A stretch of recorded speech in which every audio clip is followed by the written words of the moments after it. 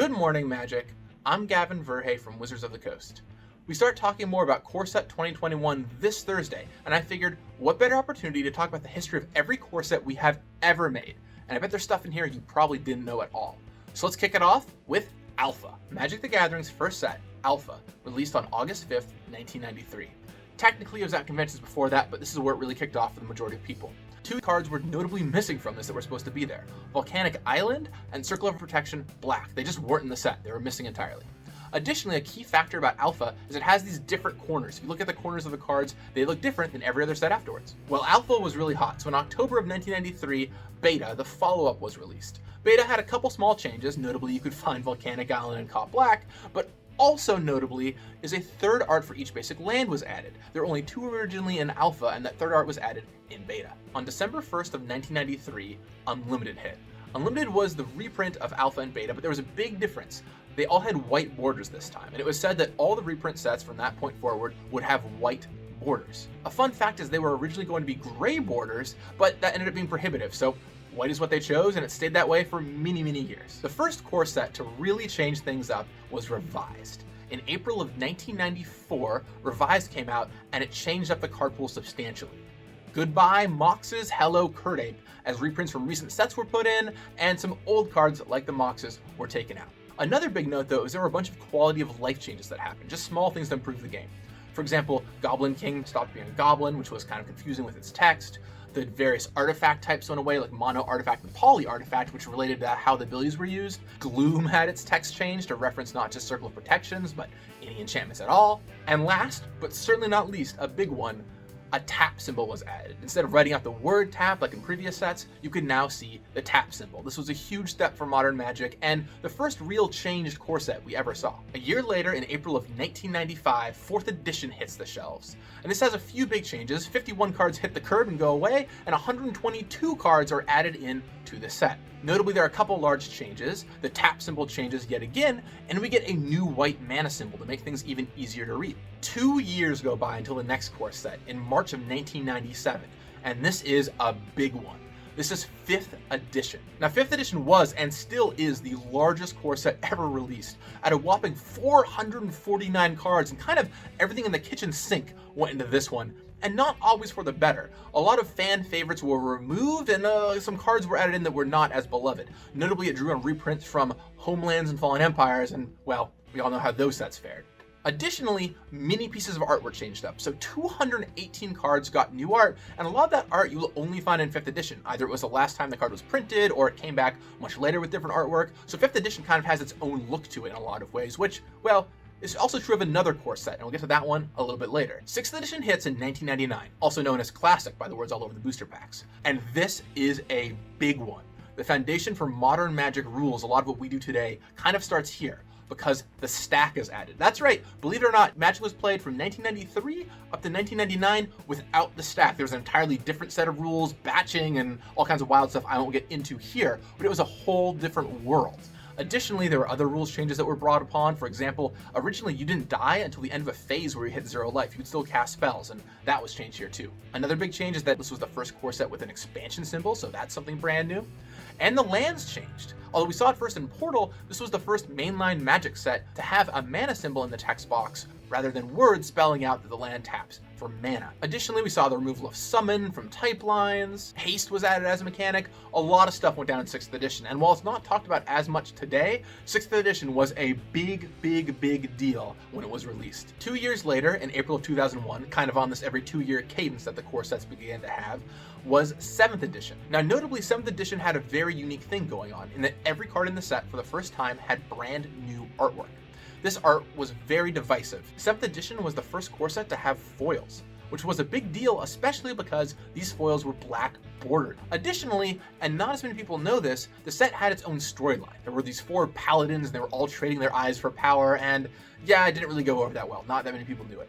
Fun fact though, this was the first core set I was there for. I started playing in the beginning of 2001, so 7th edition was where I kind of entered the game with. Hello, 7th edition. And in July of 2003, what was on Magic's essentially 10th anniversary, 8th edition came out. And with it came a brand new card frame.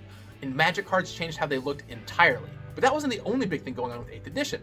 For Magic's 10th anniversary, it had a card from every Magic expansion, except for Unglued, released up until that point. There was voting on cards. I covered this in my last video, but that's why we have Blood Moon in Modern.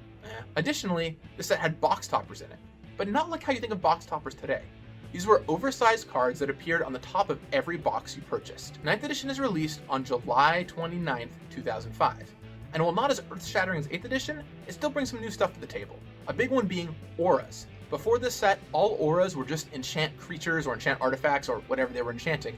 Now an entire new subtype was created to house all of these cards and allow other cards to reference them. Equipment makes a comeback from Mirrored In, with cards like Loxodon Warhammer that are fan favorites showing up here, although notably correctly at rare this time, because Warhammer was kind of a beating.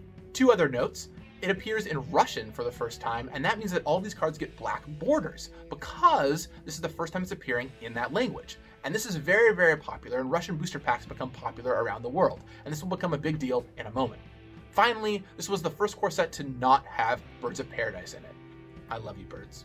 On July 13th, 2007, we have 10th edition, and this set is back in black. Why? Because the entire set has black borders.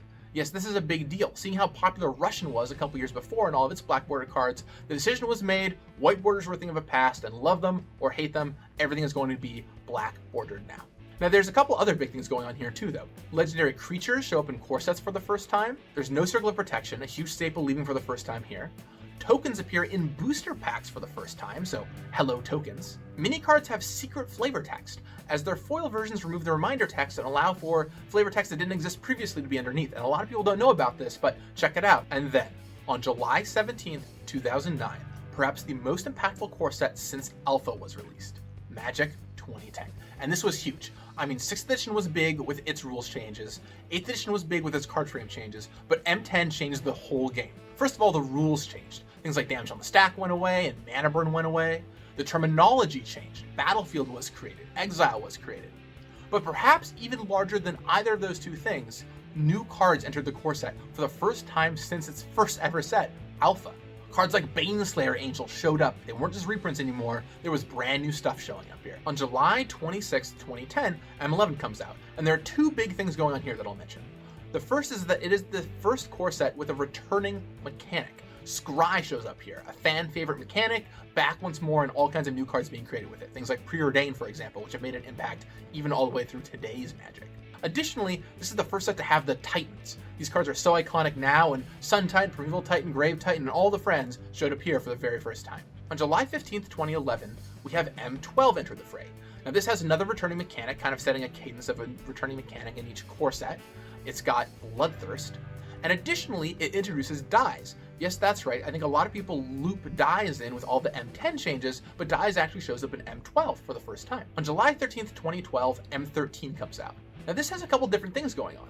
First of all, it's got Nicol Bolas as the face of the set. This is the first time we've really seen a character that people recognize as the face of a core set. That also means we have its first ever multicolored card. Yes, that's right. After all these years, the first multicolored card in a core set doesn't appear until M13. And speaking of things that don't appear, this is the first core set to not have Giant Spider. This was the last card that had been through all of the core sets up until now, so this is the first entirely new set. Rest in peace, Giant Spider. And while this is a little bit more subjective, it has a really good draft environment. Many people cited for a long time M13 as one of their favorite draft environments. And this is huge because it puts core sets on the map as not just, oh yeah, this comes out every year and you don't really play limited with it. No. M13 was a draft environment people wanted to play over and over and over again. And finally, on a personal note, this is the first core set I was there at Wizards for, so hello to Gavin Design. Magic 2014 comes out on July 19th, 2013, featuring Chandra as the face of the set. A big deal here is that Slivers are back. The fan favorite tribe shows up in this set, with two changes that are both controversial in their own ways. The first is that Slivers' abilities are only applying to your own Slivers, and I think everyone kind of gets on board with this one over time, for the most part. The second is that Slivers have a new art style, which is very controversial, and eventually we end up going back to a different art style with Slivers in the future. Finally, the Legend rule and Planeswalker Uniqueness rule changes here. I can have a Jace and you can have a Jace. I can have a Thalia and you can have a Thalia. Magic 2015 comes out on July 18th, 2014. It has Garruk as the face of the set, and this is kind of a wonky one. First of all, it has 15 cards from external designers in the set. These are people who are famous in the gaming community, such as Penny Arcade, or George Fenn, who made Plants vs. Zombies, or even you, with the You Make the Card Waste Not appearing here. Additionally though, this has a new frame, an update on the 8th edition frame. Not quite as radical as when we changed from the original card frame to the 8th edition frame, but still something that looks a little bit different, and things like the security stamp are introduced. And finally, Convoke comes back as a returning mechanic for the set. On July 17th, 2015, it was the end of an era, as the last core set came out with Magic Origins. Now, of course, this wasn't actually the last core set as we all know now, but it was the last one for several years. And it contained a story-focused approach, focusing on 5 planeswalkers who would become the Gatewatch later on. Gideon, or Kithian, Jace, Liliana, Chandra, and of course, Nissa. This was the first time we saw flip cards in a core set, and something really novel and unique. Additionally, it featured not just 1, but 2 mechanics, Renown and Spell Mastery. It also saw the introduction of Menace, keywording a thing that had never been a keyword before, and the evergreening of Prowess and Scry. In July of 2018, we decided core sets needed to make a comeback and released Core Set 2019. Nicol Bolas was headlining this set. He had previously headlined M13, but this time it made a lot more sense with the ongoing storyline, and he had brought his Elder Dragon friends along with him. For the first time since Legends, we saw the likes of people like Visvictus Asmadi show up in this very set. And finally, last year, we had Core Set 2020. This had Chandra as the face, an elemental sub-theme, and all kinds of cool legends rolling around. So what's happening in Core Set 2021? Well, I can't tell you quite yet, but be sure to stay tuned on Thursday as more information comes out about it. And subscribe to this channel so you never miss a thing during Core Set 2021 previews. I'll have plenty to say, trust me. I hope you learned something new here today, and be sure to dazzle your friends with these facts. You got this.